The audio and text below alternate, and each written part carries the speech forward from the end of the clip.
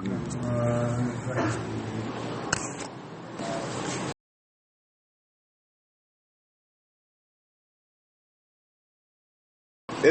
يغشيكم النعاس أمنة منه وينزل عليكم من السماء ماء ليطهركم به ويذهب عنكم رجز الشيطان وليربط على قلوبكم ويثبت به الأقدام.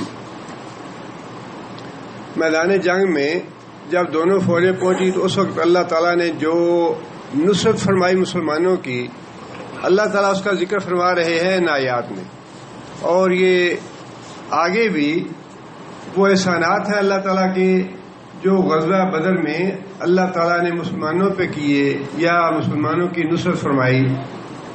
اور ان کا مقصد بتانے کا وہی ہے جو پہلے عرض کر چکا ہوں کہ مال غنیمت کے معاملے میں مسلمانوں کا آپس میں جو اختلاف پیدا ہوا، اصل میں اس بات کی طرف توجہ دلانا مقصود ہے کہ یہ جنگ تم نے نہیں لڑی، یہ فتح تم نے حاصل نہیں کی، بلکہ یہ تمہارا اللہ کی نصرت تھی، اللہ کا فضل اور اللہ کا انعام تھا، اس نے تمہاری مدد فرمائی.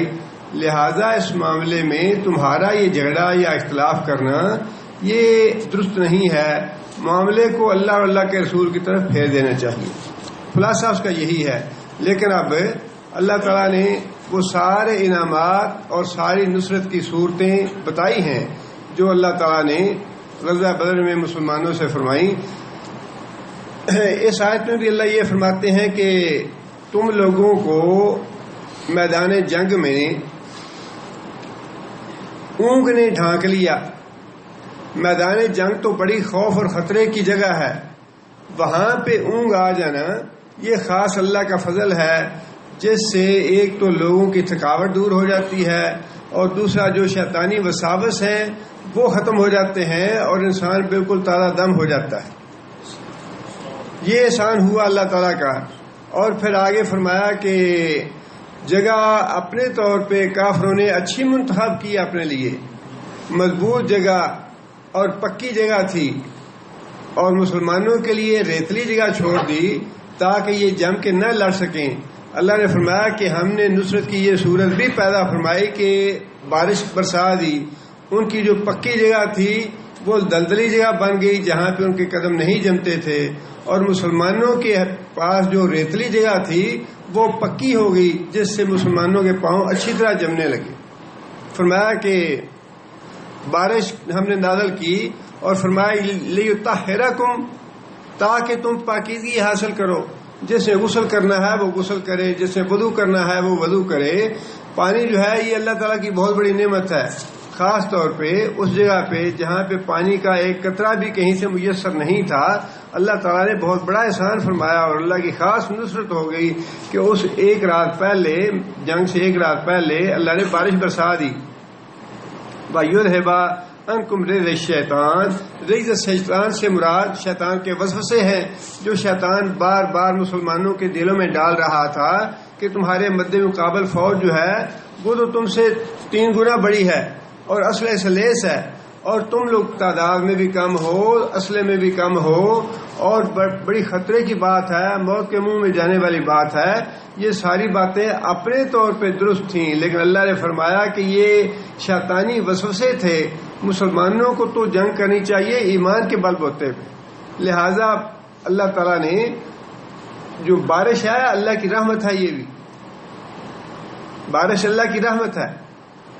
اور نبی صلی اللہ علیہ وسلم فرمایا کہ جو بعض دوسرے اوقات ہیں دعا قبول ہونے کے، اس کے علاوہ جب بارش ہو رہی ہو اس وقت بھی اللہ تعالیٰ دعا قبول فرماتے ہیں.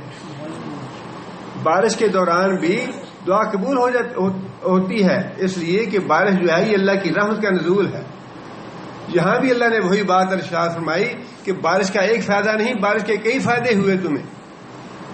جس سے پانی پینا تھا، جس سے غسل کرنا تھا، جس سے وضو کرنا تھا، اللہ تعالیٰ نے ان کے لیے پانی مہیا کر دیا. اور مسلمانوں نے نبی صلی اللہ علیہ وسلم کے حکم پہ میدان جنگ کی ایک سمت میں ایک باقاعدہ ہاؤس بنا کے اس میں پانی اپنے لیے جمع کر لیا اس بارش کی وجہ سے، اور اسی ہاؤس کے پانی کی وجہ سے ہی جنگ کی ابتدا ہوئی.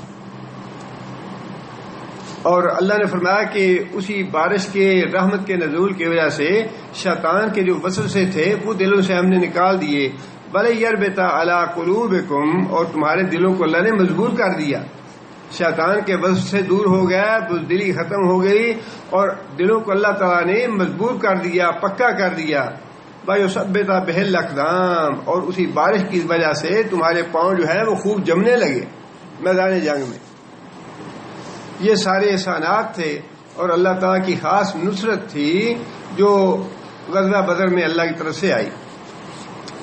اگلی آیت میں پھر اللہ فرماتے ہیں کہ یہ تو ظاہری اسباب تھے جو نظر آنے والے تھے، جن کے ذریعے ہم نے مسلمانوں کی مدد فرمائی، لیکن ایک دوسرا ذریعہ وہ تھا جو نظر آنے والا نہیں تھا، لیکن اس ذریعے سے بھی ہم نے مسلمانوں کی مدد فرمائی.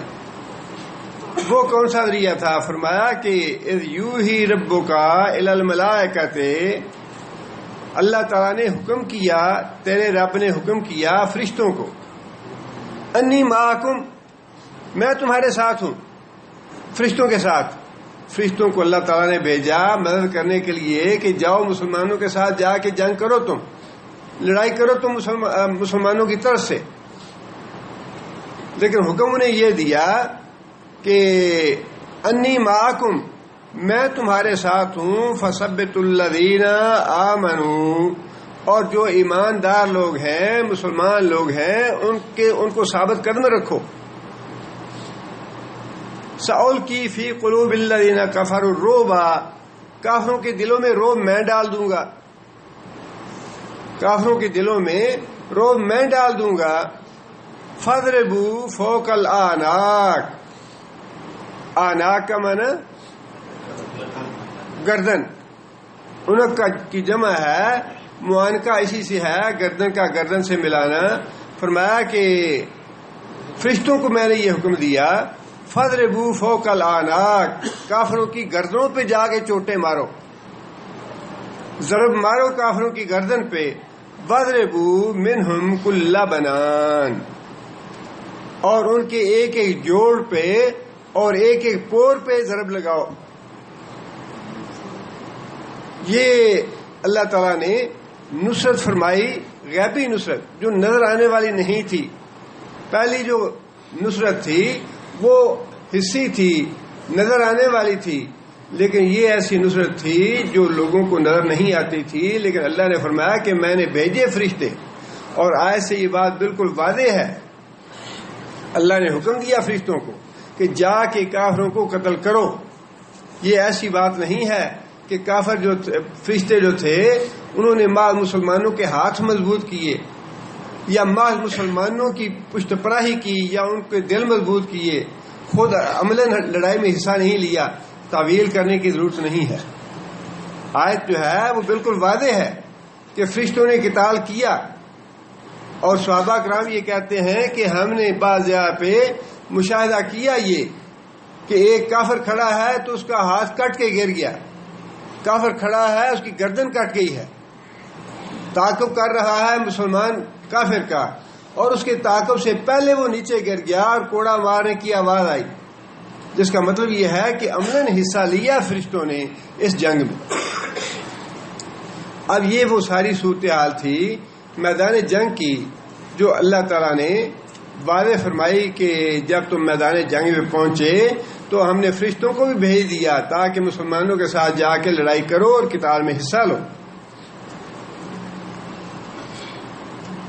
میدان جنگ میں جب دونوں فوجیں آمنے سامنے ہوئی تو ابتدا جو تھی وہ اس زمانے میں تو ایسے ہی ہوتی تھی کہ فریقین کے لشکر جو ہیں وہ آمنے سامنے ہیں، اور پھر جو بھی ان میں سے کوئی بڑا جنگجو ہوتا اپنے لشکر میں وہ میدان میں آگے نکل کے آتا اور چیلنج کرتا کہ ہے کوئی میرا مقابلہ کرنے والا. میدان جنگ میں سب سے پہلے کافروں کا ایک جنگجو تھا اسود بن عبد الاسد. اس نے میدان میں نکل کے اس بات کی قسم کھائی کہ میں یہ جو حوض ہے مسلمانوں کا اللہ سے عہد کرتا ہوں کہ یا تو میں اس حوض سے پانی پیوں گا یا اس حوض کو توڑ ڈالوں گا اور یا اپنی جان دے دوں گا. آپ اندازہ لگائیے کہ کتنا انتقامی جذبہ ہے سخت. یا تو میں پانی پی کے رہوں گا، اپنی ضد پوری کروں گا، یا اس حوض کو توڑ دوں گا جو مسلمانوں نے پانی اکٹھا کیا ہے اپنے فائدے کے لیے، اور یا اپنی جان دے دوں گا. جب وہ آدمی نکلا یہ بات کہہ کے تو نبی صلی اللہ علیہ وسلم نے فرمایا کہ اس کو آگے آنے دو، یعنی حوض کی طرف. حضرت حمزہ رضی اللہ تعالیٰ عنہ مسلمانوں کے لشکر سے نکلے اور اس کے حوض پہ پہنچنے سے پہلے ہی اس پہ پنڈلی پہ وار کیا، اس کی پنڈلی کٹ گئی اور وہ نیچے گر گیا. نیچے گرنے کے باوجود اس نے رینگتے کوشش کی کہ حوض کی طرف جانے کی کوشش کرے، لیکن حضرت حمزہ رضی اللہ تعالیٰ عنہ نے دوبارہ اس پہ وار کر کے اس کا معاملہ ختم کر دیا، جہنم رسید کر دیا اس کو. سب سے پہلا آدمی مقتول جو تھا وہ کافروں کا یہ جنگجو ہوا. اس کے بعد پھر کافروں کی طرف سے 3 جنگجو نکلے. عتبہ بن ربیعہ اور شیبہ بن ربیعہ، یہ دونوں بھائی تھے، حقیقی بھائی تھے، عتبہ اور شیبہ. اور تیسرا آدمی عتبہ کا ہی بیٹا ولید، یعنی ایک ہی گھر کے 3 جنگجو کافروں کے لشکر سے نکلے اور انہوں نے چیلنج کیا کہ مسلمانوں میں سے کون ہے جو ہمارا مقابلہ کرے. مسلمانوں کی طرف انصار میں سے 3 آدمی ان کا مقابلہ کرنے کے لیے نکلے. حضرت حارث کے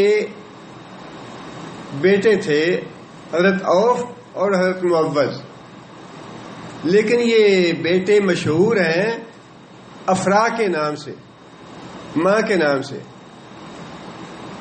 اور یہ اللہ تعالیٰ کی ایسی خوش نصیبی یا سعادت ہے جو اللہ تعالیٰ کسی کو نصیب کرتے ہیں. افرا وہ خاتون ہے، واحد خاتون ہے جس کے 7 بیٹے جنگ بدر میں شامل تھے، اور کوئی خاندان یا کوئی گھر ایسا نہیں جس کے 7 بیٹے جنگ بدر میں شامل ہوئے ہوں سوائے اس افرا کے. اور دونوں بیٹے جو تھے معوذ بھی اور عوف بھی، یہ دونوں نکلے کافروں کا مقابلہ کرنے کے لیے. اور تیسرے بھی انصاری تھے حضرت عبداللہ بن رواحہ، وہ بھی بڑے طاقتور اور جرأت مند اور دلیر آدمی تھے. جب یہ تینوں میدان میں نکلے تو جو قریشی سردار تھے اکڑ تو لے کے آئے تھے مکہ سے ہی کہ ہم قریشی ہیں اور ہم اتنی تعداد میں ہیں اور ہم نے مسلمانوں کو سبق سکھا کے آنا ہے. جب انہوں نے ناآشنا اور اجنبی چہرے دیکھے تو انہوں نے پوچھا کہ تم کون لوگ ہو؟ ان لوگوں نے بتایا کہ ہم مدینے کے لوگ ہیں. قریشی سرداروں نے کہا، تینوں سردار تھے، سرداروں نے کہا کہ تم سے ہمارا کوئی لینا دینا نہیں ہے، تم تو کمین ہو، کسان ہو، مزدوری کرنے والے لوگ ہو، تمہارے ساتھ ہمارا کیا معاملہ؟ ہماری ٹکر کے ہمارے برابر کے قریشی لوگ آئے ہمارے ساتھ جنگ کرنے کے لیے. جس سے زور بازو دکھانا ہے وہ ہمارے قریشیوں میں سے ہونا چاہیے جس کے ساتھ ہم زور بازو آزمائیں. تمہارے ساتھ تو ہمارا کوئی کام ہی نہیں ہے، تم تو کمین لوگ ہو، کسان ہو، مزدور ہو، تم ہمیں منظور نہیں ہو. نبی صلی اللہ علیہ وسلم نے تینوں انصار کو واپس بلا لیا، فرمایا کہ واپس آ جاؤ. انصار تینوں واپس چلے گئے. پھر نبی صلی اللہ علیہ وسلم نے خود نام لے کے قریشی جو سردار تھے یا قریش میں سے تھے، نبی صلی اللہ علیہ وسلم نے خود اٹھایا انہیں. حضرت عبیدہ تھے، حضرت حمزہ تھے اور حضرت علی تھے. تینوں کے نام لے کے نبی صلی اللہ علیہ وسلم نے فرمایا کہ تم لوگ اٹھو اور میدان میں جاؤ. حضرت حمزہ کے مقابلے میں شیبہ بن ربیعہ تھا اور حضرت عبیدہ کے مقابلے میں عتبہ بن ربیعہ تھا اور حضرت علی کے مقابلے میں ولید بن عتبہ تھا. تینوں کا مقابلہ ہوا. حضرت حمزہ نے اور حضرت علی رضی اللہ تعالیٰ عنہ نے پہلے وار میں ہی جو اپنے مد مقابل جنگجو تھے ان کو جہنم رسید کر دیا. حضرت حمزہ نے شیبہ بن ربیعہ کو قتل کیا حضرت علی نے ولید بن عتبہ کو قتل کیا. حضرت عبید جو تھے وہ ذرا عمر رسیدہ تھے، انہوں نے حملہ کیا اس پہ، اپنے دشمن پہ، عتبہ پہ. عتبہ نے پلٹ کے حضرت عبید کی پنڈلی پہ وار کیا. حضرت عبید گر پڑے، لیکن حضرت عبید کے گرنے تک حضرت حمزہ اور حضرت علی جو تھے وہ اپنے مد مقابل کو قتل کر کے فارغ ہو چکے تھے.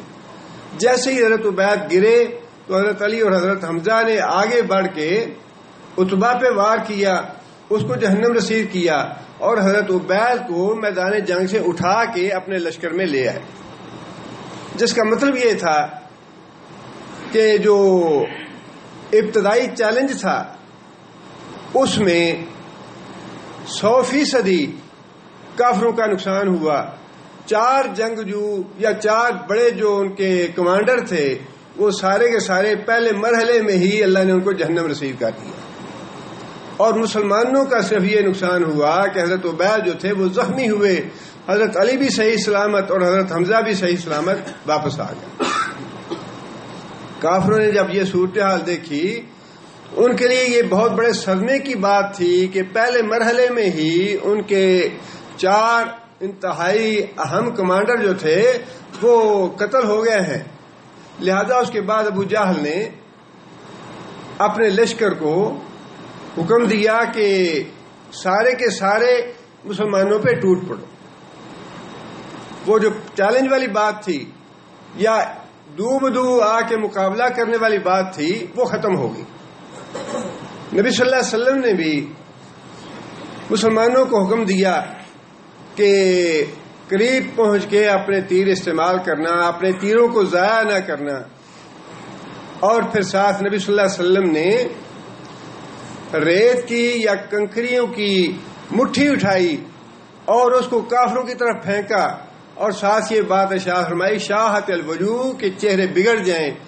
اب یہ بھی اللہ کی مدد سے اللہ تعالیٰ نے اس کا بھی قرآن مجید میں ذکر ارشاد فرمایا کہ وہ جو آپ نے مٹھی بھر کے ریت پھینکی تھی کافروں کی طرف،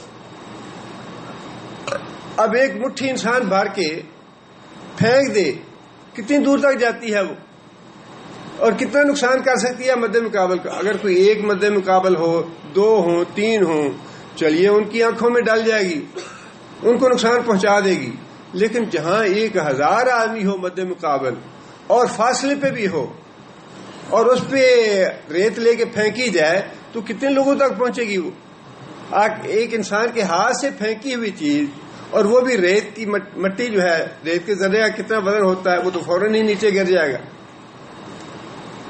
اللہ تعالیٰ نے فرمایا کہ اے محمد صلی اللہ علیہ وسلم وہ جو مٹی آپ نے پھینکی تھی، وہ جو ریت نے آپ نے پھینکی تھی، آپ نے نہیں بلکہ وہ میں نے پھینکی تھی، اس لیے کہ اس کا ریت کا ایک نہ ایک ذرہ کسی نہ ہر کافر کی آنکھ میں گرا. اور اسی دوران مسلمان جو تھے وہ ٹوٹ پڑے کفار پہ، اور انہوں نے خوب ان کا قتال کیا، خوب ان کا تعاقب کیا اور خوب ان کی کمر توڑی. لیکن وہ بھی اللہ تعالیٰ نے آگے فرمایا کہ وہ بھی ہماری نصرت سے اور ہماری مدد سے تھا.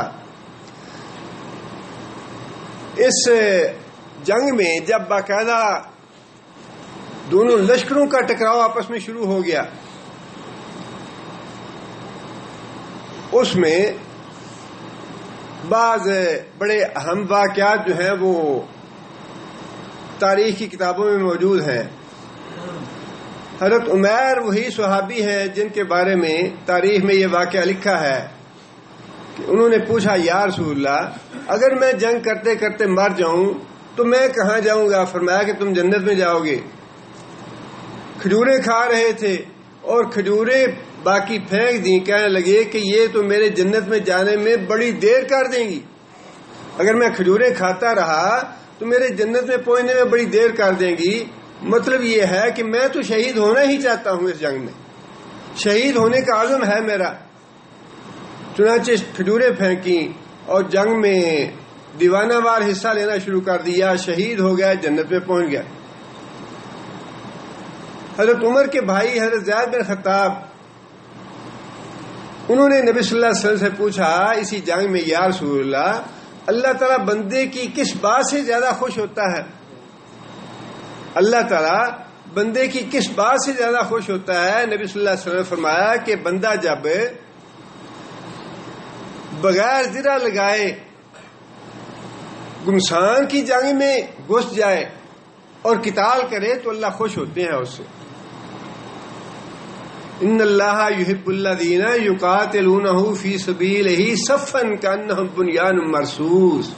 اللہ کو وہ بندے بڑے پسند ہیں جو مضبوطی کے ساتھ ڈٹ جاتے ہیں، جیسا سیسا پلائی دیوار ہے، دیوار سے ٹکر کوئی نہیں مارتا یا ٹکر لیتا، اس طرح سے دیوار بن جاتے ہیں کافروں کے مقابلے میں، بڑے مضبوط ایمان کے ساتھ لڑتے ہیں کافروں سے. اللہ دوست رکھتا ہے ان کو، اللہ پسند کرتا ہے ان کو. اگر زید نے اپنی زرہ پھینک دی اور گمسان کی جنگ میں حصہ لینا شروع کر دیا اور لڑتے لڑتے شہید ہو گیا. اور اہم ترین واقعہ اس جنگ کا وہی ہے کہ جو سب سے زیادہ ضدی اور متکبر انسان تھا اور جسے نبی صلی اللہ علیہ وسلم نے فرعون فرمایا اس امت کا، اس کا قتل ہے. نبی صلی اللہ علیہ وسلم تاریخ میں آتا ہے کہ حضرت عبد الرحمن بن عوف لڑائی کر رہے تھے، دائیں ایک بچہ آ گیا اور حضرت عبد الرحمن بن عوف کہتے ہیں کہ جب میں نے اپنے دائیں ایک بچے کو دیکھا تو میں نے تمنا کی کہ کاش میرے دائیں طرف کوئی کڑیل جوان آ کے کھڑا ہوتا، کوئی اچھا جنگجو آ کے کھڑا ہوتا. لیکن اس نے فوراً میری توجہ اپنی طرف مبذول کر لی اور مجھے کہنے لگا کہ چچا جان مجھے یہ بتاؤ ابو جہل کون ہے، کہاں پہ ہے؟ میں نے تعجب سے پوچھا، میں نے کہا کہ تم نے ابو جہل کو کیا کرنا ہے؟ کہنے لگا کہ میں نے سنا ہے کہ وہ محمد صلی اللہ علیہ وسلم کو گالیاں دیتا ہے اور میں نے اللہ کی قسم کھائی ہے کہ جب تک میں اس بندے کو مار نہ لوں میں اس کے ساتھ چمٹ جاؤں گا، اس وقت تک الگ نہیں ہوں گا جب تک میں نہ مر جاؤں یا وہ نہ مر جائے. حضرت عبد الرحمن بن عوف نے بتایا کہ وہ جو باڈی گارڈوں میں اور محافظوں میں محصور ہے اور باڑ کی طرح لوگ اس کی حفاظت کر رہے ہیں وہ ہے ابو جہل. میں ابھی اس سے یہ بات کر ہی رہا تھا کہ میری بائیں طرف بھی ایک بچہ آ گیا اسی عمر کا اور اس نے بھی آ کے یہی سوال کیا کہ چچا جان مجھے بتائیں کہ ابو جہل کون ہے. حضرت عبد الرحمن بن عوف کہتے ہیں کہ اس سے بھی میں نے یہی بات کی اور اس نے بھی یہی جواب دیا کہ میں نے سنا ہے کہ وہ نبی صلی اللہ علیہ وسلم کو گالیاں دیتا ہے اور میں نے اللہ سے عہد کیا ہے کہ میں اس کے ساتھ چمٹ جاؤں گا اور اس وقت تک اس سے الگ نہیں ہو جاؤں گا جب تک وہ نہیں مر جاتا یا میں نہیں مر جاتا. میں نے قسم کھائی ہے. حضرت عبد الرحمن بن عوف کہتے ہیں کہ میں نے اس کو بھی بتایا کہ وہ ہے ابو جہل. میرے بتانے کے بعد وہ دونوں بچے اس طرح ابو جہل پہ جھپٹے جس طرح عقاب جو ہے وہ بھاگتا ہے یا اپنے شکار پہ جھپٹتا ہے. دونوں نے جا کے وار کیا ابو جہل پہ اور ان میں سے ایک جو تھے دونوں کا نام معاذ تھا، ایک عمر بن جموح کے بیٹے تھے، ایک افرا کے بیٹے تھے. افرا کے بیٹے شہید ہو گیا اسی جنگ میں، عمر بن جموح کے بیٹے، اور دوسرے افرا جو تھے ان کے بازو پہ اکرمہ بیٹا تھا ابو جہل کا جو اس کے ساتھ تھا، اس نے بازو پہ وار کیا. اب یہ ایمان کی بات ہے، جذبے کی بات ہے، بات تو سمجھ میں آتی نہیں ہے، لیکن تاریخ کی کتابوں میں تو ایسا ہی لکھا ہے کہ بازو پہ وار کیا اکرمہ نے اور حضرت معاذ کا بازو جو ہے وہ کٹ گیا، صرف ایک پٹھا باقی رہ گیا اور حضرت معاذ اس لٹکے ہوئے بازو کے ساتھ لڑائی کرتے رہے. اور جب حضرت معاذ نے دیکھا کہ یہ بازو جو ہے یہ میرے لیے رکاوٹ بن رہا ہے، اپنے ہی پاؤں میں اس ہاتھ کو رکھ کے جھٹکا دے کے اس بازو کو الگ کر دیا. بات ماننے میں نہیں آتی ہے. معمولی سا زخم ہو جائے تو زخمیوں کو اٹھا کے فوراً ہسپتال لے جاتے ہیں کہ ان کی تیمارداری کی جائے، لیکن کیسے عجیب لوگ تھے وہ، اتنے زخم کھاتے اور اتنے اس طریقے سے وہ لڑتے رہتے. ایک بازو الگ ہو جائے، بازو اتنا زخمی ہو، خون اس سے بہہ رہا ہے، ظاہر تکلیف تو ہے اس کی، اور پھر اس سے لڑائی ہی نہیں کر رہے بلکہ جب یہ دیکھا کہ یہ بازو میری راہ میں رکاوٹ بن رہا ہے تو خود اپنے اس بازو کو کھینچ کے اور اس کو دھکا دے کے اور اس کو جھٹکا دے کے الگ کر دینا، یہ معمولی بات نہیں ہے. سمجھ میں نہیں آتی کہ واقعی ایسا ہوا، لیکن تاریخ کی کتابوں میں ایسا ہی لکھا ہے. اور نبی صلی اللہ علیہ وسلم نے جو بات ارشاد فرمائی نا، میرے صحابہ کو جو برا بھلا کہتا ہے، اللہ کی لعنت، فرشتوں کی لعنت، سارے اہل ایمان کی لعنت، اس کی کوئی عبادت قبول نہیں ہوتی. اور فرمایا کہ میرے صحابی جو ہیں اگر 1 ربع کلو جو ہے جو خرچ کرتے ہیں اور بعد میں آنے والا احد پہاڑ کے برابر سونا خرچ کرتا ہے، تب بھی وہ ثواب حاصل نہیں کر پائے گا. یہ بات بالکل صحیح ہے. جس طرح وہ تصور ناممکن ہے، ناممکنات سے لگتا ہے کہ ایک طرف 1 ربع کلو جو ہو اور ایک طرف سونے احد پہاڑ جو ہے وہ سونے کا صدقہ کر دیا جائے، اور 1 کلو جو ہے، ربع کلو جو، اس کا ثواب جو ہے وہ زیادہ ہو جائے. جس طرح یہ بات بڑی عجیب و غریب لگتی ہے، اسی طرح جو کوئی صحابہ کرام نے کیا اپنی زندگی میں آج پڑھ کے، وہ ہمیں لگتا عجیب و غریب ہی ہے کہ واقعی وہ انسان ہی تھے ہمارے جیسے یا کوئی اور مخلوق تھے.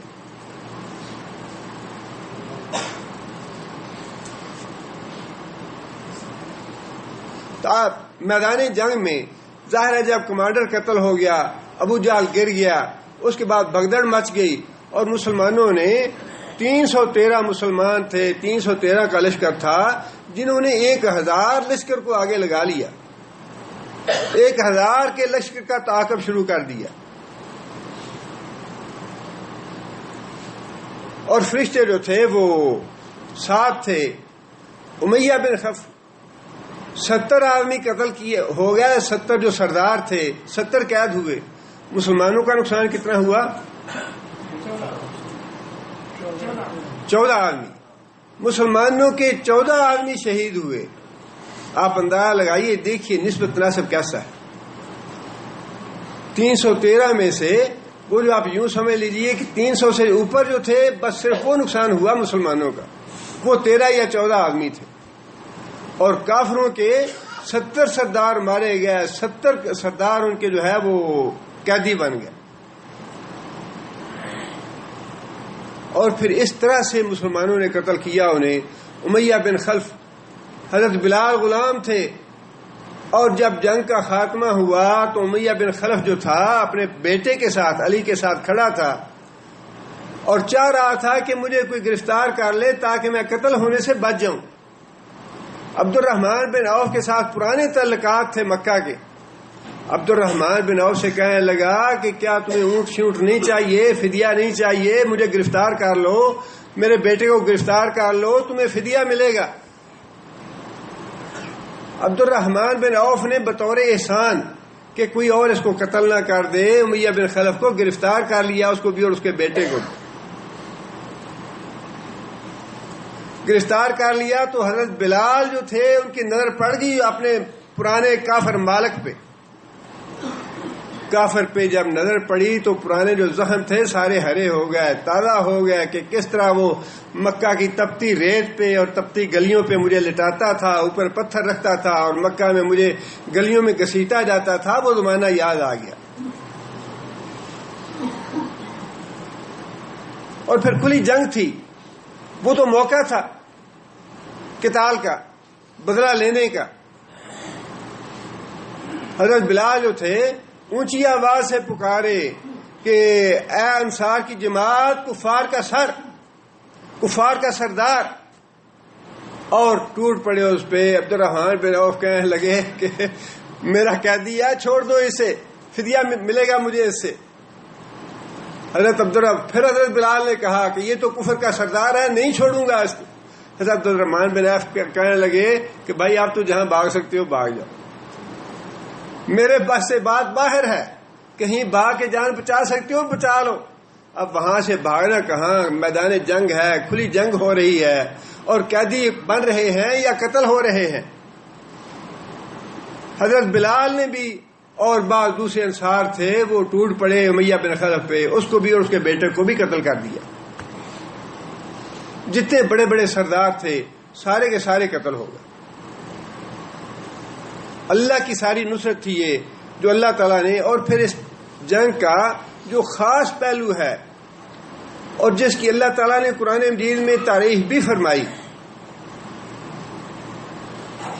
کہ مومنوں کو تم ایسا کبھی نہیں پاؤ گے کہ وہ اللہ اور اللہ کے رسول کے مقابلے میں اپنے باپوں کو ترجیح دینے والے ہوں، اپنے بیٹوں کو ترجیح دینے والے ہوں، اپنے خاندان والوں کو ترجیح دینے والے ہوں. اور یہ آیت جو تھی یہ نازل ہوئی جنگ بدر کے معاملے میں ہی، اس لیے کہ جنگ بدر میں ہی یہ معاملہ ہوا کہ لوگوں نے اپنے رشتہ داروں کو اپنے ہاتھوں قتل کیا. حضرت عمر رضی اللہ تعالیٰ عنہ نے اپنے سگے ماموں کو قتل کیا. عبیدہ بن جراح نے اپنے باپ کو قتل کیا، باپ سامنے آ گیا. حضرت عبیدہ بن جراح جو تھے بار بار کتراتے رہے کہ میرا باپ ہے، میں اس کو چھوڑ دوں. باپ جو ہے وہ بار بار سامنے آتا رہا. جب اس دیکھا بیٹے نے، حضرت ابو عبیدہ بن جراح نے دیکھا کہ بار بار سامنے آ رہا ہے، تو پھر حضرت ابو عبیدہ بن جراح نے اپنے ہاتھوں سے قتل کیا اپنے باپ کو. یہ بات کہنی بڑی آسان ہے لیکن کرنا بڑا مشکل ہے کہ کھلی جنگ ہے اور ایک طرف مسلمان ہیں، دوسری طرف کافر ہیں، اور اسی بات کا امتحان ہے کہ تمہارا ساتھ جو ہے اللہ اللہ کے رسول کے ساتھ ہے یا اپنے رشتہ داریوں کے ساتھ، اپنے قبائل کے ساتھ، اپنے خاندانوں کے ساتھ یا کنبے قبیلے کے ساتھ ہے. کس کا ساتھ دیتے ہو؟ جنگ کے بعد عبد الرحمن حضرت ابوبکر کے بیٹے اس وقت جنگ بدر کے وقت وہ کافروں کے ساتھ تھے. بعد میں مسلمان ہوئے تو کہنے لگے کہ ابا جان جنگ بدر میں آپ 2-3 دفعہ میری تلوار کی زد میں آئے لیکن میں نے چھوڑ دیا آپ کو. حضرت ابوبکر کہنے لگے کہ خدا کی قسم اگر تم میری زد میں آتے میں تمہیں کبھی نہ چھوڑتا. یہ ایک خاص پہلو تھا. حضرت حذیفہ رضی اللہ تعالیٰ عنہ باپ عتبہ جو پہلے مرحلے میں قتل ہوا، باپ تھا حضرت حذیفہ کا، اور عتبہ کے بارے میں خود نبی صلی اللہ علیہ وسلم کو بھی توقع تھی کہ یہ آدمی سمجھدار ہے اور تحمل مزاج ہے، شاید اس سے کچھ بہتری کی امید رکھی جا سکتی ہے. یہ وہی آدمی ہے جو نبی صلی اللہ علیہ وسلم کے سامنے یہ پیشکش لے کے گیا تھا کہ یا رسول اللہ اگر آپ سرداری چاہتے ہیں سرداری لے لیں، دولت چاہتے ہیں دولت لے لیں، خوبصورت عورت چاہتے ہیں خوبصورت عورت لے لیں، جو بھی آپ چاہتے ہیں، جو جس بات کا مطالبہ کرتے ہیں آپ مطالبہ ہم ماننے کو تیار ہیں، لیکن یہ لا الہ الا اللہ والی بات آپ چھوڑ دیں. نبی صلی اللہ علیہ وسلم نے جب بات کر چکا تو نبی صلی اللہ علیہ وسلم نے قرآن مجید کی آیتیں تلاوت فرمائیں، اور قرآن مجید کی آیتیں تلاوت کرنے کے دوران عتبہ جو ہے وہ بڑے سکون کے ساتھ بڑے آرام کے ساتھ سنتا رہا تلاوت. اور جب نبی صلی اللہ علیہ وسلم نے تلاوت ختم کر لی تو نبی صلی اللہ علیہ وسلم نے فرمایا کہ عتبہ یہ ہے میری بات، میں نے اپنی بات کہہ لی ہے، اب معاملہ تمہارے ہاتھ میں ہے، ایمان لانا چاہتے ہو ایمان لاؤ، نہیں لانا چاہتے نہ لاؤ. عتبہ جو ہے وہ خاموشی کے ساتھ اٹھ کے چلا گیا. اور جب واپس گیا تو قریشی سرداروں نے یہ بات کہی کہ اللہ کی قسم کھا کے کہتے ہیں کہ عتبہ جس چہرے کے ساتھ گیا تھا اس چہرے کے ساتھ واپس نہیں آیا، اس کا چہرہ بدلا ہوا ہے. اور عتبہ نے جا کے یہی بات کہی کہ محمد صلی اللہ علیہ وسلم جو کلام لے کے آیا ہے وہ نہ شاعر کا کلام ہے، نہ کاہن کا کلام ہے، نہ دیوانے کا کلام ہے، وہ کلام تو بڑا ہی عجیب و غریب ہے، اور یہ بندہ پورے عالم عرب کو بدل کے رہے گا، تبدیلی لا کے رہے گا. اچھا یہ ہے اس کو اس کے حال پہ چھوڑ دو، اس کو اس کے حال پہ چھوڑ دو. اگر دوسرے لوگ اس کو قتل کر دیں گے تو تمہارا کام ہو جائے گا، اور اگر یہ غالب آ جائے گا دوسروں پہ تب بھی تمہاری عزت ہے. اس میں بڑی سمجھداری کی بات کی اس نے. اور جنگ بدر میں بھی نبی صلی اللہ علیہ وسلم نے عتبہ کو دیکھ کے یہ بات کہی تھی کہ اس آدمی سے مجھے خیر کی توقع ہے کہ شاید یہ جنگ کو رکوا دے. اور اس آدمی نے جنگ کو روکنے کی کوشش بھی کی، لیکن ابو جہل نے تانا دیا کہ عتبہ لگتا یہ ہے کہ بیٹے کا دریغ آ گیا تمہیں، بیٹا تمہارا مسلمانوں کی طرف ہے، بیٹے کی کھینچ آ گئی ہے، بیٹے کی وجہ سے تم اب جنگ نہیں کرنا چاہتے. تانا دیا بیٹے کا. وہی عتبہ مارا گیا. اور جب جنگ کے بعد اس کو پھینکنے لگے تو حضرت حذیفہ جو تھے وہ بھی ساتھ تھے نبی صلی اللہ علیہ وسلم کے. بڑے رنجیدہ تھا چہرہ اس وقت. نبی صلی اللہ علیہ وسلم نے پوچھا کہ حذیفہ کیا اپنے باپ کے بارے میں متردد ہو؟ کہ اس کو قتل نہیں ہونا چاہیے تھا. کہنے لگے یا رسول اللہ تردد کی بات تو نہیں ہے، ایمان بڑا پکا ہے، ایمان بالکل ٹھیک ہے، ایمان میں ضعف پیدا نہیں ہوا، ایمان میں کوئی کمی نہیں آئی. کافر ہے تو کافر کو قتل ہونا چاہیے تھا، خواہ میرا باپ ہے یا میرا بیٹا ہے، اس میں مجھے کوئی تردد نہیں. بس اتنی سی بات ہے کہ میرا باپ بڑا سمجھدار آدمی تھا اور میں یہ توقع کر رہا تھا کہ اس کی سمجھداری اس کو اسلام کی طرف لے آئے گی، بس میری وہ توقع پوری نہیں ہوئی. میں جو امید رکھ رہا تھا اپنے باپ سے کہ یہ سمجھدار آدمی ہے، عقل مند آدمی ہے اور اس کی عقل مندی اور سمجھداری اسلام کی طرف لے آئے گی، میری وہ توقع پوری نہیں ہوئی، جس وجہ سے میں رنجیدہ ہوں. ورنہ ایمان میرا بالکل ٹھیک ہے کہ کافر جو ہے اس کو قتل ہونا چاہیے اور مسلمانوں کو غالب ہونا چاہیے.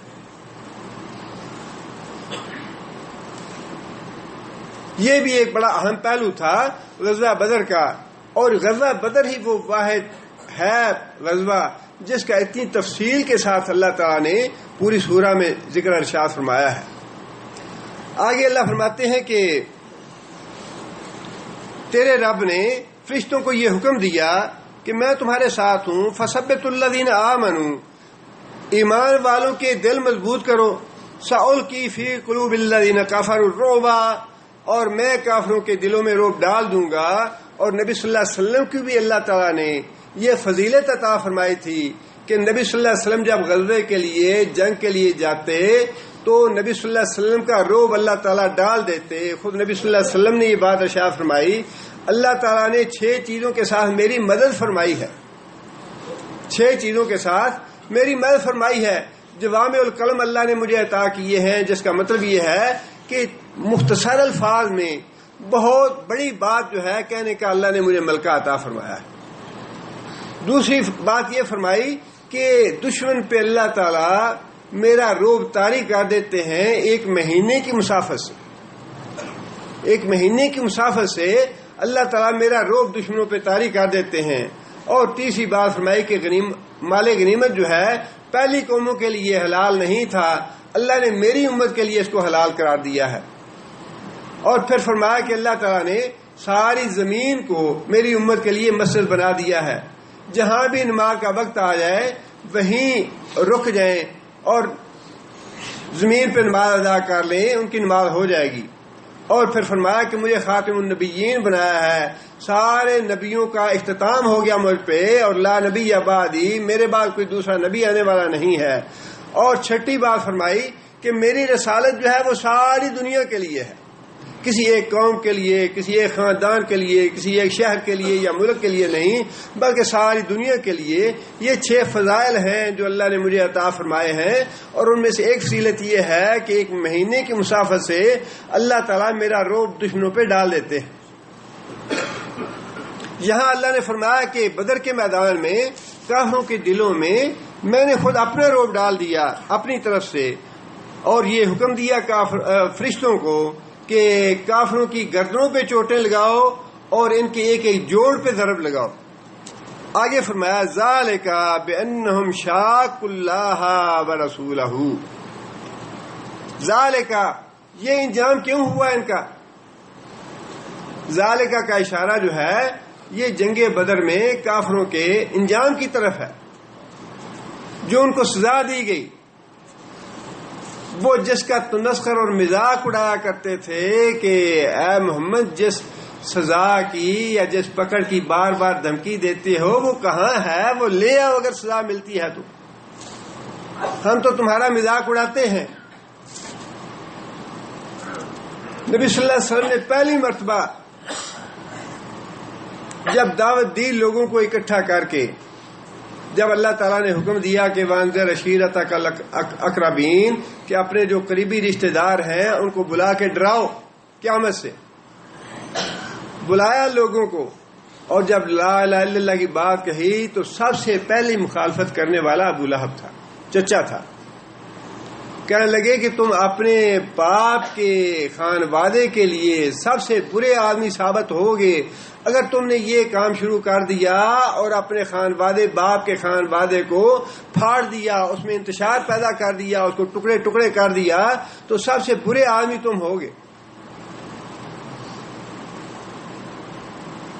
اس کا اللہ تعالیٰ نے ذکر فرمایا یہاں پہ ذالک بانہم شاقوا اللہ، تمہارا یہ انجام اس لیے ہوا، تمہارے اوپر یہ پکڑ اس لیے آئی، اللہ کا عذاب بدر میں اس لیے نازل ہوا، شاقوا اللہ ورسولہ، کہ تم نے دشمنی کی اللہ اور اللہ کے رسول سے، مخالفت کی اللہ اور اللہ کے رسول سے۔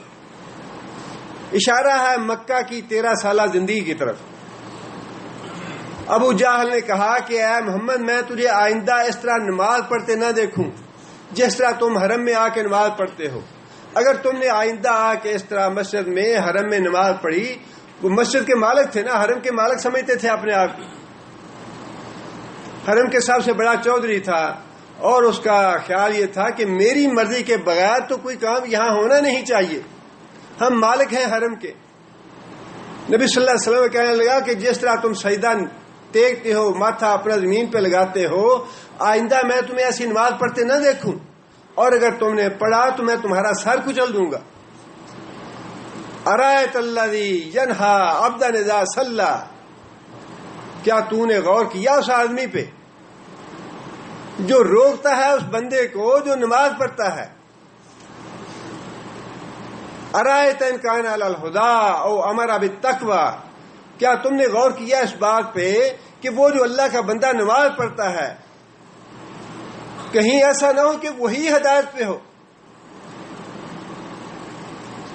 وہی متقی ہو، وہی تقوی کا راستہ بتانے والا ہو، اور تمہیں منہ کی کھانی پڑے۔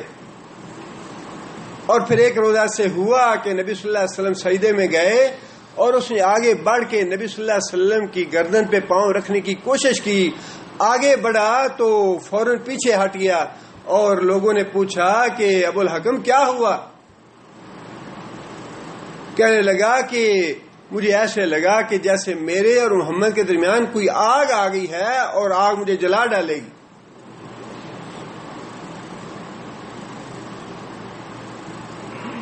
اور پھر عقبہ بن ابی معیط نے نہ صرف یہ کہ حرم میں نبی صلی اللہ علیہ وسلم کے گلے میں چادر ڈال کے نبی صلی اللہ علیہ وسلم کو قتل کرنے کی کوشش کی، بلکہ وہی بدبخت ہے جس نے نبی صلی اللہ علیہ وسلم کے سجدے کی حالت میں اونٹ کی اوجڑی خود اپنے ہاتھوں لا کے نبی صلی اللہ علیہ وسلم کی کمر پہ رکھی۔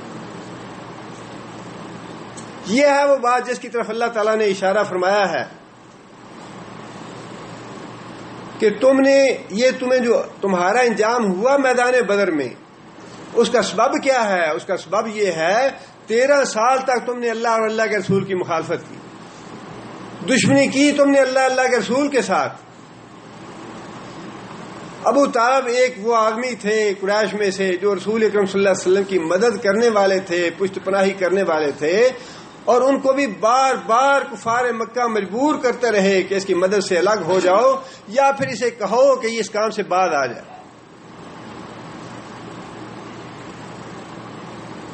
اور جس کمیٹی میں یہ طے ہوا کہ ان کے ساتھ معاشی بائیکاٹ کیا جائے، شیب ابی طالب میں بند کر دیا گیا مسلمانوں کو، اس کا بھی چودھری ابو لہب تھا۔ اس کمیٹی جسے فیصلہ کیا تھا اس کا سردار بھی ابو لہب تھا، بائیکاٹ کروانے والا۔ اور پھر یہ کافروں کا ظلم تھا، کافروں کا دشمنی تھی اللہ کے رسول کے ساتھ صلی اللہ علیہ وسلم کے ساتھ، کہ چوتھے سال ہی 5ویں سال ہی رسول اکرم صلی اللہ علیہ وسلم کو اجازت دینی پڑی اپنے صحابہ کرام کو کہ مکہ چھوڑ کے تم حبشہ میں چلے جاؤ۔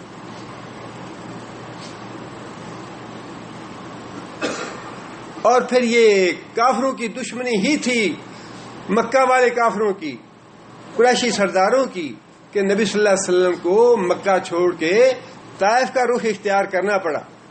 اب یہ تو اللہ کے رسول کو پتہ نہیں تھا کہ میرا جو منزل ہے وہ طائف میں ہے یا مدینے میں ہے۔ مقصود تو اللہ تعالیٰ کا امتحان لینا تھا۔ اللہ تعالیٰ نے بڑا کڑا امتحان لیا، مکہ میں بھی امتحان لیا، طائف میں بھی امتحان لیا، شیب ابی طالب میں بھی امتحان لیا رسول اللہ صلی اللہ علیہ وسلم کا، لیکن جو آخری منزل تھی وہ تو منزل مدینے میں تھی، جس کا اللہ کے رسول کو علم نہیں تھا کہ ان آزمائشوں سے گزر کے میں نے جانا آخری منزل میری کہاں ہوگی۔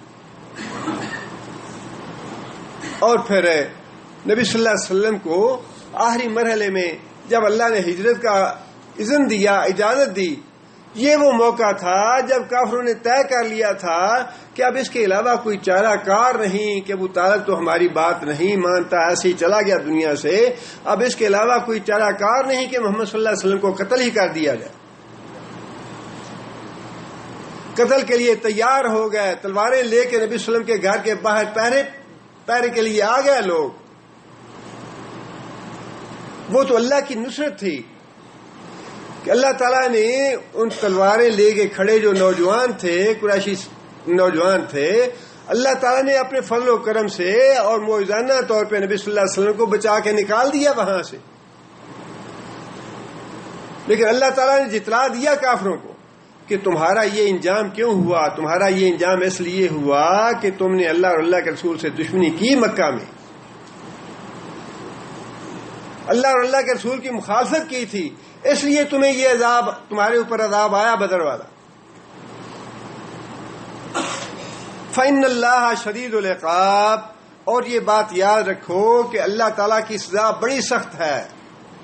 إِنَّ بَطْشَ رَبِّكَ لَشَدِيدٌ، اپنے رب کی پکڑ سے ہر وقت ڈرتے رہنا چاہیے، بڑی سخت ہے پکڑ اللہ کی۔ جب اللہ کی پکڑ آتی ہے تو پھر کوئی چھڑانے والا نہیں ہے، کوئی پناہ دینے والا نہیں۔ ذالکم فذوقوہ، ذالکم فذوقوہ، اشارہ کس طرف ہے؟ ذالکم،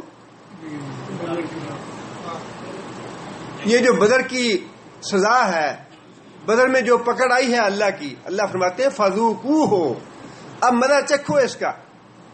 تم نے دشمنی کی اللہ کے رسول کی، مخالفت کی اللہ کے رسول کی، رسول اللہ صلی اللہ علیہ وسلم کو قتل کرنے کا منصوبہ بنایا تم نے، فرمایا فذوقوا، اب اپنے اس جرم کی سزا چکھو۔ اور یہ سزا تو فرمایا کہ اس دنیا کے لیے ہے، وَأَنَّ لِلْكَافِرِينَ عَذَابَ النَّارِ، ابھی آگ کا عذاب جو ہے وہ باقی ہے تمہارے لیے۔ یہ تو دنیا کی سزا تھی، دنیا کی پکڑ تھی، اور یہ اللہ تعالیٰ کا معمول ہے کہ اللہ تعالیٰ دنیا میں بھی کافروں کو پکڑتے ہیں، اور آخرت میں تو آگ ہے ہی ہے ان کے لیے۔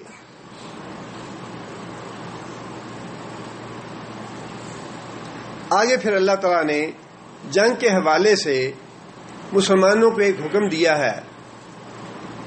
اللہ فرماتے ہیں کہ یا ایھا الذین آمنوا، اے لوگو جو ایمان لائے ہو، اذا لقیتم الذین کفروا، جب تمہاری ملاقات ہو، جب تمہارا مقابلہ ہو کافروں سے، زحفاً میدان جنگ میں، جب میدان جنگ میں تمہارا مقابلہ ہو جائے کافروں سے، فلا تولوہم الادبار، فلا تولوہم، ان سے منہ نہ پھیرو، ادبار، پیچھ نہ پھیرو، پیٹ پھیر کے نہ بھاگو۔ میدان جنگ سے بھاگنا جو ہے کبیرہ گناہ ہے، کبیرہ گناہ ہے میدان جنگ سے بھاگنے کا۔ نبی صلی اللہ علیہ وسلم نے یہ بات ارشاد فرمائی، 3 گناہوں کے ہوتے ہوئے کوئی نیکی کام نہیں آتی۔ 3 گناہ ایسے ہیں، ان گناہوں کے ہوتے ہوئے انسان جتنی مرضی نیکیاں کر لے، اس کی نیکی بیکار ہے، اس کو کوئی فائدہ نہیں دے گی۔ اور وہ تینوں گناہ جو ہیں بڑے نازک ہیں، اکبر الکبائر میں سے ہیں۔ فرمایا پہلا گناہ جو ہے وہ تو شرک کا ہے، جو آدمی شرک کر رہا ہے اس کو اس کی کوئی نیکی فائدہ نہیں دے گی، اس کے سارے اعمال ضائع۔ دوسری فرمایا کہ حقوق الوالدین، والدین کو ناراض کر لینا، والدین کی نافرمانی کرنا، والدین پہ ظلم اور زیادتی کرنا۔ فرمایا جب تک والدین راضی نہیں ہوں گے کوئی نیکی کام نہیں آئے گی۔ بڑی نازک بات ہے یہ، باقی باتوں کی تو بڑی ہم پرواہ کرتے ہیں، یہ ہو جائے گا، وہ ہو جائے گا، نماز کا تارک کافر ہے یا نہیں ہے، یہ مسئلے ہم بڑے پوچھتے ہیں۔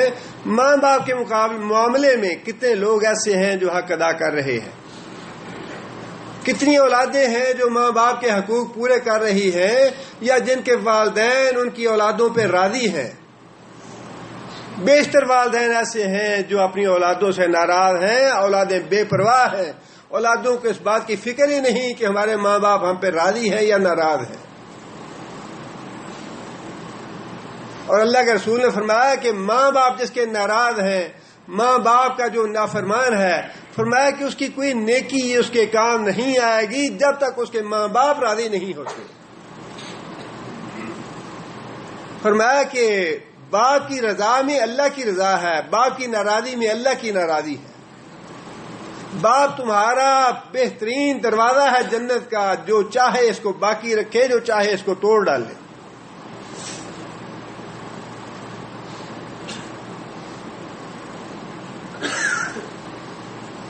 ماں باپ اگر فوت ہو، اگر زندہ ہیں تو بہت بڑی اللہ کی نعمت سمجھیں۔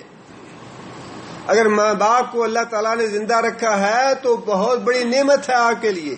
اپنے ماں باپ کو جیسے بھی ہو راضی کریں، اور اگر ماں باپ دنیا سے رخصت ہو گئے ہیں تو ماں باپ کی سب سے بڑی خدمت یہ ہے کہ ہر نماز کے ساتھ ان کے لیے دعا استغفار کریں۔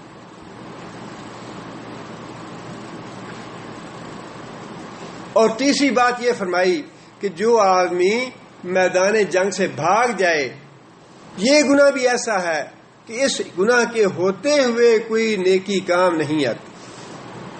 مطلب یہ کہ اگر انسان میدان جنگ سے بھاگ گیا ہے تو اس کے نیک اعمال سارے ضائع ہو جائیں گے۔ وجہ کیا ہے اس کی؟ وجہ اس کی یہ ہے، میدان جنگ سے جو آدمی بھاگا اس کو کس چیز سے پیار ہے؟ اپنی جان سے، اللہ سے اور اللہ کے رسول سے پیار نہیں ہے اسے۔ مطالبہ یہ ہے کہ اللہ اور اللہ کے رسول کی محبت ساری محبتوں پہ غالب آنی چاہیے۔ اپنے باپ کو قربان کرنا پڑے، اپنے بیٹے کو قربان کرنا پڑے، بیوی کو قربان کرنا پڑے، بھائی کو قربان کرنا پڑے، حتیٰ کہ اپنی جان قربان کرنی پڑے تو وہ بھی کر دے۔ لیکن جو آدمی اپنی جان بچا کے بھاگتا ہے، اس کا مطلب یہ ہے کہ اللہ اور اللہ کے رسول سے محبت نہیں ہے جو مطلوب ہے۔ میدان جنگ میں جان قربان کر دے اللہ اللہ کے نام پہ، اور یہ وہی بات ہے۔ غزوہ موتا پہ نبی صلی اللہ علیہ وسلم نے بھیجا صحابہ کرام کو۔ کتنی تعداد تھی غزوہ موتا میں مسلمانوں کی؟ 3000 کی تعداد تھی، 3000، اور سامنے عیسائیوں کا لشکر 2 لاکھ کا لشکر تھا، 2 لاکھ کا، اور پوری طرح مسلح۔ اور میدان جنگ میں آتے ہوئے مسلمان جو تھے وہ متذبذب تھے کہ ہماری تعداد 3000 ہے، کفار کی تعداد 2 لاکھ کے برابر ہے۔ کہنے لگے کہ نبی صلی اللہ علیہ وسلم سے مشورہ کریں، آدمی کو بھیج کے کہ ہم مقابلہ کریں یا نہ کریں۔ نبی صلی اللہ علیہ وسلم نے جن لوگوں کو کمانڈر بنایا تھا، حضرت عبداللہ بن رواحہ بھی ان میں شامل تھے، اور بڑے جذباتی تھے اور بڑے بہادر اور دلیر تھے۔ جب یہ مشاورت ہوئی کہ نبی صلی اللہ علیہ وسلم سے مشورہ لیا جائے کہ جنگ کی جائے یا نہ کی جائے، تو حضرت عبداللہ بن رواحہ جو تھے وہ کھڑے ہوئے خطاب کے لیے اللہ کی حمد و ثنا کی، اور کہنے لگے کہ ہم تعداد کے بل بوتے پہ تو لڑتے ہی نہیں ہیں، ہم تو لڑتے ہیں اپنے ایمان کے بل بوتے پہ۔ تعداد زیادہ ہو یا کم ہو اس سے ہمیں غرض نہیں ہے، ہم اللہ کی راہ میں نکلے ہیں، 2 باتوں میں سے ایک بات تو ملنی ہی ملنی ہے۔ جس مقصد کے لیے نکلے ہیں ان میں سے ایک نہ ایک مقصد تو ہمیں حاصل ہونا ہی ہونا ہے، یا ہم شہید ہو جائیں گے یا غازی بن کے واپس جائیں گے، تو گھبرانے کی بات کون سی ہے؟ حضرت عبداللہ بن رواحہ نے 3000 آدمی کو اٹھ کے خطبہ دیا، اور جب خطبہ دے کے فارغ ہوئے تو سارے صحابہ کہنے لگے کہ عبداللہ بن رواحہ تم نے سچی بات کہی ہے، اور سارے 3000 آدمی 2 لاکھ سے ٹکرانے کے لیے تیار ہو گئے۔ مسلمانوں کا جانی نقصان تو ہوا، لیکن اللہ تعالی نے محفوظ بچا کے واپس سارے لشکر کر دیا۔ حضرت جعفر شہید ہو گئے، حضرت زید شہید ہو گئے، عبداللہ بن رواحہ بھی شہید ہوئے، لیکن ان کی شہادتوں کے بعد جب حضرت خالد بن ولید کے ہاتھ میں علم آیا تو اللہ تعالیٰ نے محفوظ طریقے سے سارے لشکر کو بچا کے واپس مدینہ پہنچا دیا۔ اس لیے اللہ نے فرمایا کہ جو آدمی پیٹھ پھیر کے بھاگتا ہے، اس کا مطلب یہ ہے کہ وہ آدمی جو ہے اس کے دل میں اپنی جان زیادہ قیمتی ہے، اس کو اپنی جان پیاری ہے، اللہ اور اللہ کے رسول سے پیار نہیں ہے، اللہ کے رسول کی محبت غالب نہیں ہے، اپنی جان سے محبت ہے، اپنی اولاد سے محبت ہے، اپنے مال سے محبت ہے، تب وہ بھاگا ہے میدان جنگ سے۔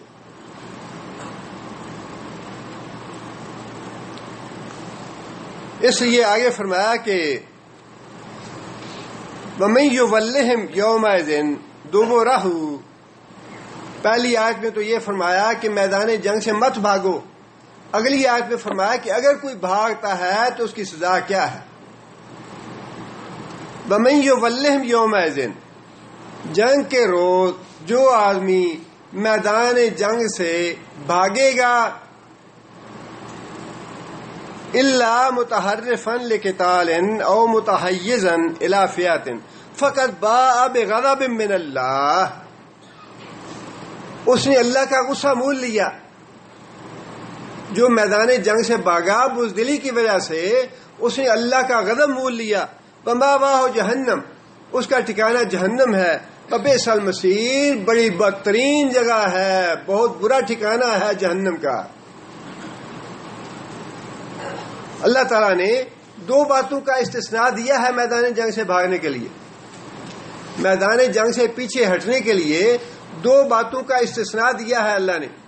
وہ باتیں یہ ہیں، متحرفاً لقتال، جنگی چال کے طور پہ آپ اگر اپنے لشکر کو دائیں یا بائیں کرنا چاہیں یا پیچھے کرنا چاہیں یا کہیں ہٹانا چاہیں اس کو، اس کی اجازت ہے جنگی چال کے طور پہ۔ متحرفاً لقتال، قتال کے مقصد کے لیے آپ اس کو لشکر کو پیچھے کرتے ہیں، دائیں بائیں کرتے ہیں، فرمایا اس میں کوئی حرج کی بات نہیں، وہ بھاگنا نہیں ہے۔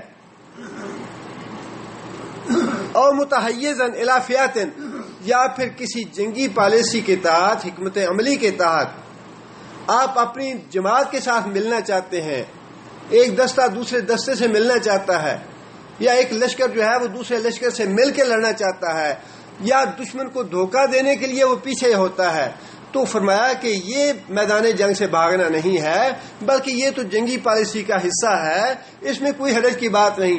اس کے علاوہ اگر بزدلی سے کوئی بھاگتا ہے، اس سے نہ صرف یہ کہ سارے لشکر کی شکست کا وہ سبب بن سکتا ہے، بلکہ بعد میں پورے ملک کی بدقسمتی بھی ثابت ہو سکتا ہے وہ۔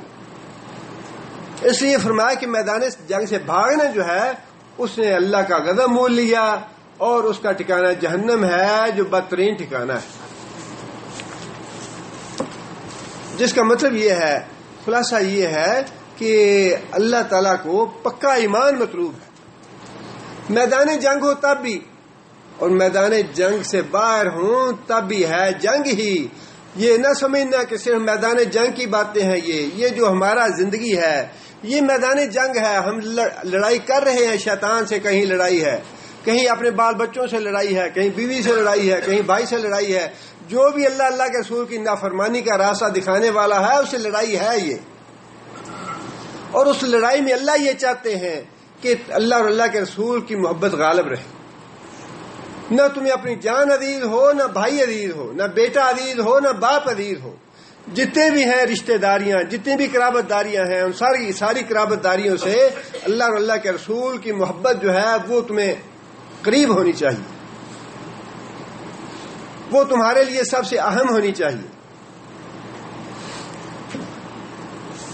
آگے پھر اللہ تعالیٰ نے وہ بات ارشاد فرمائی جو تعلیم دینی مطلوب تھی، مقصود تھی۔ اللہ فرماتے ہیں کہ فَلَمْ تَقْتُلُوهُمْ وَلَكِنَّ اللَّهَ قَتَلَهُمْ، فَلَمْ تَقْتُلُوهُمْ، تم نے قتل نہیں کیا ان کو، وَلَكِنَّ اللَّهَ قَتَلَهُمْ، لیکن اللہ نے قتل کیا ان کو۔ یہ تعلیم کیوں دی جا رہی ہے؟ قتل تو مسلمانوں کے ہاتھوں ہی ہوئے، قیدی تو مسلمانوں کے ہاتھوں ہی بنے، لیکن اللہ تعالیٰ نے ان کی جو تربیت فرمانی تھی، جو تعلیم دینی تھی، جو بازین نشین کروانی تھی، وہ کیا تھی؟ وہ یہ تھی اسباب کی بجائے مسبب الاسباب پہ توکل کرو، اسباب پہ توکل نہ کرو۔ اصل چیز جو ہے وہ مسبب الاسباب ہے، اللہ کی ذات ہے اصل، رجوع اللہ کی طرف کرو۔ اور اگر اللہ تعالیٰ نے تمہیں فتح دے دی ہے تو اس فتح کا کمال اپنی ذات کو نہ سمجھو، مدینے میں جانے کے بعد بعض صحابہ کرام نے اپنی بہادری کی قصے اور باتیں کی جا کے، ہم نے فتح کر دیا، ہم نے فلاں کو قتل کیا، میں نے فلاں کو قید کیا، فلاں کو کیا. یہ باتیں بعض صحابہ کرام نے مدینہ میں جا کے کی، اور اس پہ اللہ تعالیٰ نے یہ بات ارشاد فرمائی کہ یہ باتیں کرنے کی ضرورت نہیں ہے، اللہ کا شکر ادا کرو. اپنی بڑائی نہ بیان کرو کہ بڑائی اللہ کے لیے ہے، بڑائی اللہ کے لیے ہے، عظمت اللہ کے لیے ہے، احسان اللہ کا ہے، شکر اللہ کا ادا کرو، نام اللہ کا لو. تم نے قتل نہیں کیا بلکہ اللہ نے قتل کیا. اور یہ نبی صلی اللہ علیہ وسلم کو بھی مخاطب کر کے فرمایا، یہ اس آیت میں تم مسلمانوں کو مخاطب کیا ہے.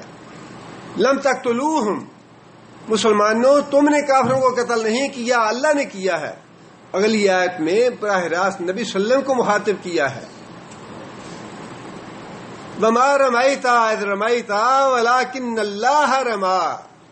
اے محمد صلی اللہ علیہ وسلم، تو نے جو ریت کی مٹھی پھینکی تھی وہ تو نے نہیں پھینکی، وہ اللہ نے پھینکی ہے. اللہ نے پھینکی اس لیے کہ اگر تمہاری پھینکی ہوتی تو 2-3 میٹر کے بعد جا کے نیچے گر جاتی ہوں. 2-3 میٹر بھی نہیں، ریت کی مٹھی جاتی آگے، 1 میٹر کے بعد گر جاتے ہیں سارے ذرات.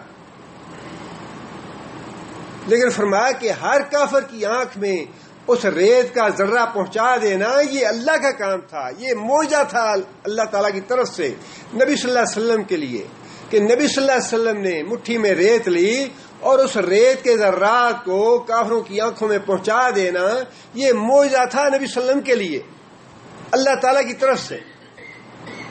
اس لیے فرمایا کہ آپ محمد صلی اللہ علیہ وسلم جو ریت آپ نے پھینکی تھی وہ آپ نے نہیں بلکہ وہ بھی اللہ نے پھینکی تھی.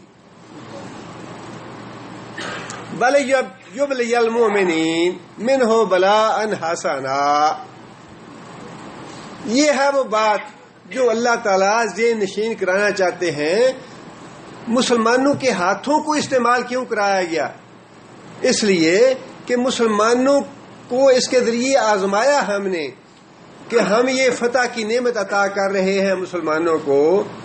اب یہ اس آزمائش میں اس فتح کو اپنے نام منسوب کرتے ہیں یا اللہ کی طرف منسوب کرتے ہیں. یہ جو فتح تھی، اللہ کی نصرت تھی، اس کو آزمائش ان معنوں میں کہا گیا.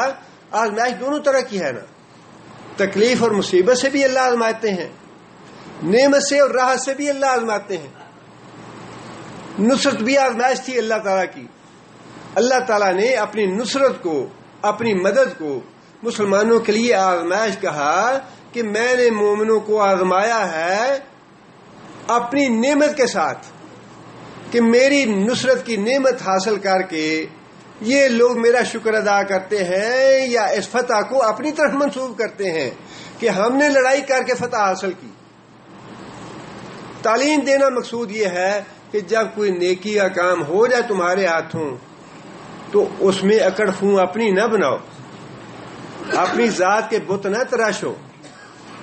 فلاں ہمارے حضرت صاحب یہ کرتے ہیں، پیر صاحب یہ کرتے ہیں، فلاں چودھری صاحب یہ کرتے ہیں، اور گورنر صاحب نے یہ کیا، فلاں نے کیا. یہ ایسے ہی کچھ بھی نہیں ہے.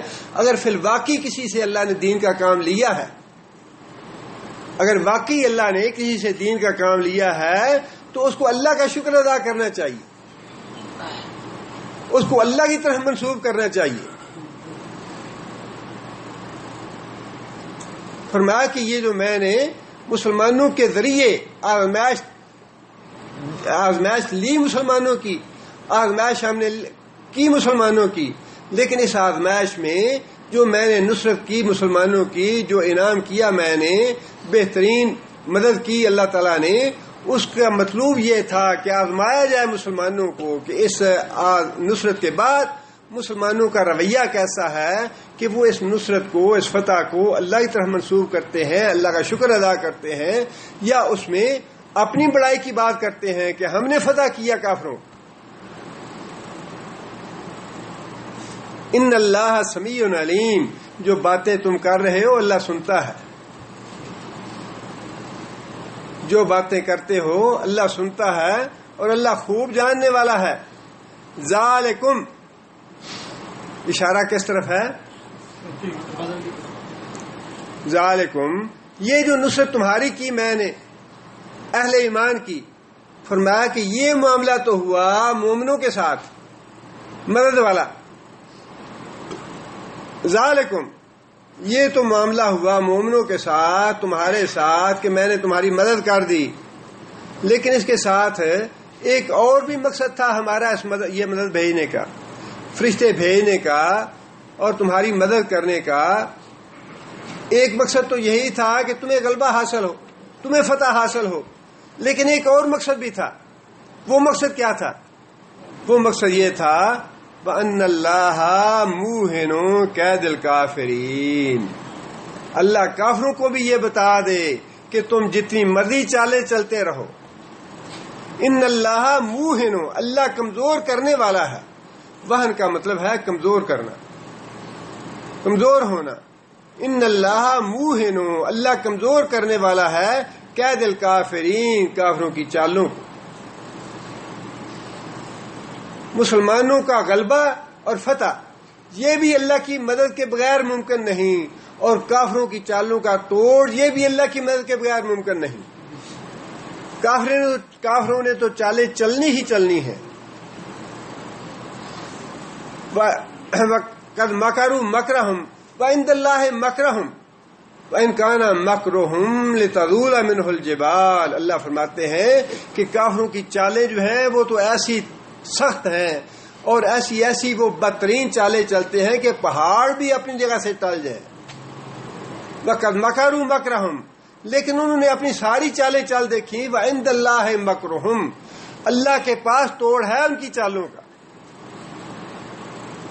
کافر جو چالیں چلتے ہیں اللہ کے پاس توڑ ہے ان کی چالوں کا، حالانکہ ان کی چالیں تو ایسی ہیں کہ پہاڑ بھی اپنی جگہ سے ٹل جائیں۔ یہ ہے وہ بات جو اللہ بتانا چاہتے ہیں مسلمانوں کو، کافروں کی چالوں سے مت ڈرو، میری مدد حاصل کرو، میں ان کی چالوں کو بھی توڑ ڈالوں گا اور تمہیں غلبہ اور فتح بھی دوں گا۔ دونوں باتوں کا وعدہ کیا اللہ نے۔ اللہ کے ساتھ تعلق رکھو، اللہ کو راضی رکھو، اللہ کی اطاعت اور فرمان برداری کرتے رہو۔ اللہ فرماتے ہیں کہ تمہیں نصرت بھی دوں گا اور تمہاری نصرت اور غلبے کے ساتھ کافروں کی ساری چالیں جو ہیں ان کو بھی توڑوں گا میں۔ دونوں باتوں کا وعدہ کیا اللہ نے۔ آگے پھر اللہ فرماتے ہیں ان تستفتحوا فقد جاءکم الفتح، ان تستفتحوا مخاطب ہے کفار قریش مکہ،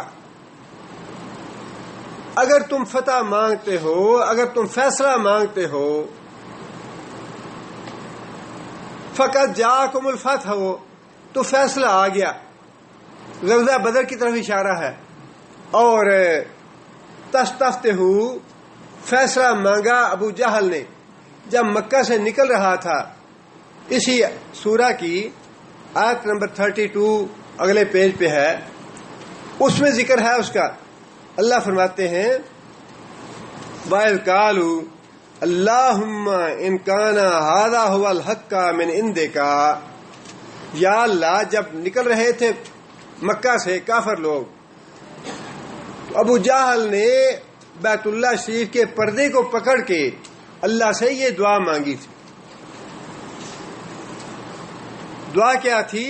اذ قالوا اللہم ان کان ھذا ھو الحق من عندک، یا اللہ اگر یہ تعلیم اور یہ قرآن واقعی سچا ہے جو محمد صلی اللہ علیہ وسلم لے کے آیا ہے، فامطر علینا حجارۃ من السماء، فامطر بارش برسا دے، من السماء آسمانوں سے، علینا ہمارے اوپر آسمانوں سے بارش برسا۔ مطلب یہ کہ اگر یہ واقعی محمد صلی اللہ علیہ وسلم سچے ہیں تو پھر ہمارے اوپر عذاب کیوں نہیں آتا؟ عذاب لے آ ہمارے اوپر۔ عذاب مانگا ابو جہل نے خود، اویتنا بعذاب علیم، یا ہمارے اوپر عذاب علیم لے آ اگر محمد صلی اللہ علیہ وسلم سچے ہیں۔ اور تاریخ کی کتابوں میں دعا ابو جہل کی دعا کے الفاظ یہ بھی لکھے ہیں۔ اللہ تعالیٰ کی ذات ہے جو زبان سے باتیں نکلوانے والا ہے۔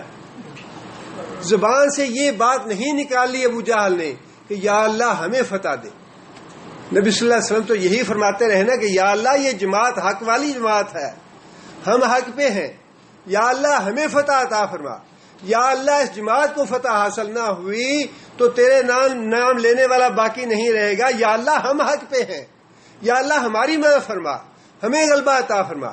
ابو جہل کی زبان سے اللہ نے یہ بات نکلوائی کہ اگر ان دونوں، یا اللہ ان دونوں فریقوں میں سے جو فریق بھی حق پہ ہے، یا اللہ ان دونوں فریقوں میں سے جو فریق حق پہ ہے، جو صلہ رحمی کرنے والا ہے اور جو خیر والا ہے، جو افضل ہے، یا اللہ اس کو فتح عطا فرما۔ آپ انداز لگائیے، بیوقوف اپنی ہلاکت اور بربادی کی دعائیں مانگتا رہا، لیکن یہ تو اللہ کی ذات ہے، اللہ کی ذات نے ہی نبی صلی اللہ علیہ وسلم کی زبان مبارک سے الفاظ نکلوائے کہ یا اللہ ہمیں نصرت، ہمیں غلبہ عطا فرما، یا اللہ ہمیں فتح عطا فرما۔ ابو جہل یہ دعا مانگتا رہا کہ دونوں فریقوں میں سے جو افضل ہے، جو حق پہ ہے، اس کو فتح عطا فرما۔ اللہ نے فرمایا کہ ٹھیک ہے، جو تم نے مانگا تھا میں نے دے دیا، میں نے فیصلہ کر دیا، جو حق پہ تھا، جو افضل تھا، جو اعلیٰ تھا، جو صلہ رحمی کرنے والا تھا، جو نیکی والا فریق تھا، میں نے اس کو فتح دے دی ہے۔ تم نے فتح مانگی تھی، تم نے فیصلہ مانگا تھا، فیصلہ ہم نے دے دیا، اب تمہیں پتہ چل جانا چاہیے کہ حق والا کون ہے، باطل والا کون ہے، افضل کون ہے، غیر افضل کون ہے، صلہ رحمی کون کر رہا ہے، قطع رحمی کون کر رہا ہے۔ اب تمہیں یہ پتہ لگ جانا چاہیے، تم دعا مانگ کے نکلے تھے، ہم نے تمہاری دعا سن لی، تمہاری دعا قبول کر لی۔ آگے اللہ نے یہ بات ارشاد فرمائی، وَإِن تَنْتَهُوا فَهُوَ خَيْرٌ لَكُمْ۔ مخاطب کافر، اگر تم اپنے پرانے روش سے اور پرانی دشمنی سے باز آ جاؤ، جو تم نے اللہ اور اللہ کے رسول کے ساتھ کی دشمنی، ان تنتہوا، اگر باز آ جاؤ، فَهُوَ خَيْرٌ لَكُمْ، تو وہ خود تمہارے لیے بہتر ہے۔ وَإِن تَعُودُوا نَعُدْ، اور اگر تم دوبارہ وہی دشمنی کا راستہ اختیار کرو گے تو ہم بھی دوبارہ سزا دیں گے۔ باز آ جانا، رک جانا دشمنی سے تمہارے لیے بہتر ہے۔ اللہ کے رسول کی نافرمانی کرنے سے اللہ کے رسول کا کچھ نہیں بگڑتا۔ نماز پڑھنی چھوڑ دیں، اللہ کیا بگڑے گا اس سے، لیکن انسان اپنے آپ کو تباہ کر لے گا۔ آپ صلہ رحمی نہ کریں، اللہ کچھ نہیں بگڑے گا۔ آپ زکوٰۃ ادا نہ کریں، اللہ کچھ نہیں بگڑے گا، لیکن جو اللہ کے رسول کی نافرمانی کرے گا وہ اپنے آپ کو ہلاک کر لے گا۔ پہلے بھی سزا اللہ فرماتے ہیں کہ رک جاؤ اللہ کے رسول کی دشمنی سے، اللہ کے رسول کی نافرمانی سے۔ اگر نہیں رکتے، اگر دوبارہ کرتے ہو تو فرمایا کہ ہم بھی دوبارہ سزا دیں گے۔ یہ اللہ کا قانون ہے۔ ایسے نہیں ہے کہ ایک دفعہ اللہ نے سزا دی اور اس کے بعد اللہ نے چھوڑ دیا تو بس اب چھوٹے رہیں گے، بلکہ اللہ دیکھتے رہتے ہیں کہ بندے کا طرز عمل کیسا ہے۔ اگر بندہ باز آ جائے اپنے دل سے نیک نیتی کے ساتھ، خلوص کے ساتھ، تو پھر اللہ سزا نہیں دیتے۔ لیکن اگر انسان نافرمانی کرتا رہے، اللہ کے رسول کی اطاعت چھوڑ دے، تو پھر اللہ تعالیٰ کو پکڑتے ہوئے دیر بھی نہیں لگتی۔ آگے اللہ فرماتے ہیں وَلَن تُغْنِيَ عَنْكُمْ فِئَتُكُمْ شَيْئًا، اگر تم 1000 کی نفری لے کے آ گئے، لن تُغْنِيَ عَنْكُمْ فِئَتُكُمْ، تمہاری جماعت، تمہارا جتھا، تمہاری کثرت، اللہ فرماتے ہیں کہ تمہارے کسی بھی کام نہیں آئے گی۔ ان الکافرون الا فی غرور، اللہ نے بار بار یہ بات کہی، ان اللہ لا یفلح الکافرون، اللہ کافروں کو کامیاب نہیں ہونے دے گا۔ ان الکافرون الا فی غرور، کافر جو ہیں یہ دھوکے میں پڑے ہوئے ہیں کہ اتنا زیادہ اسلحہ ہے ہمارے پاس، اتنی دولت ہے ہمارے پاس، اتنے ڈالر ہیں ہمارے پاس، اتنی فوج ہے، اتنی مادی ترقی ہے، یہ کر لیا وہ کر لیا۔ اللہ فرماتے ہیں ان الکافرون الا فی غرور، کافر جو ہیں یہ دھوکے میں پڑے ہوئے ہیں۔ اللہ نے پہلے دن سے یہ بات طے کر رکھی ہے کہ کافروں کو کامیاب نہیں ہونے دینا۔